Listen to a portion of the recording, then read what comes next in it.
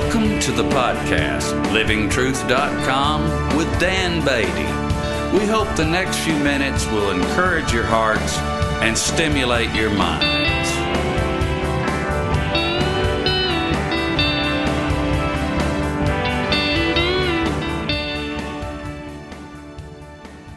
Have you ever wondered, what was I thinking?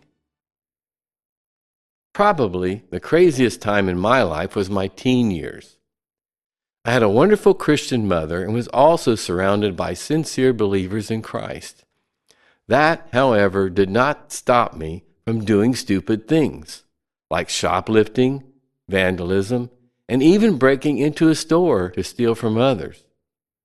By God's grace, yes, His grace, I was eventually caught and punished. Several weeks of incarceration halted my life of crime, but it would not be until several years later that I would return to the wonderful life that Christ had planned for me. To this day, I do not understand how I could have hurt my mother so. How could I embarrass my family and shame myself after all the good things that I had been taught and the examples I had seen? This experience has taught me to be cautious of how I look at others. If God had not intervened for me through the justice system, through supportive family, friends, and teachers, what direction my life might have taken? These are things for which I cannot take any credit. However, this cautiousness in itself does not satisfy my concerns for the situations we as a society, a community, are in. If I look at a young person whose main activity in life is exploiting other young people, hooking them on addicting chemicals, or if I see the devastation that another young man causes through terrorism, yes, I can say, there but by God's grace go I. Under the same circumstances, of course, that could have been me. Well, while this realization may help me, does it help anyone else?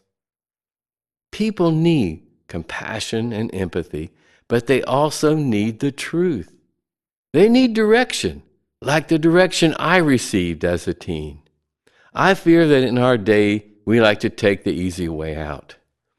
It can be very difficult to find the balance between compassion and lovingly telling the truth.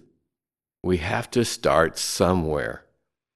We cannot walk in everyone else's shoes, but we do all have some things in common. We have all sinned and have all come short of the glory of God. We can all receive forgiveness and restoration through faith in the work that Jesus accomplished for us in His death and resurrection. When I remember how obstinate and hard-headed I was as a teenager, I can understand how our youth might be motivated to do stupid things as well. At the same time, my hope is that they do not have to make the same mistakes. This may sound hard on my part, but if they do make these kinds of mistakes, I pray that God's grace might provide for the helpful kind of discipline that I received back then. Perhaps you could join with me in praying for the necessary wisdom to reach others with compassion and faith. These are so needed in our time.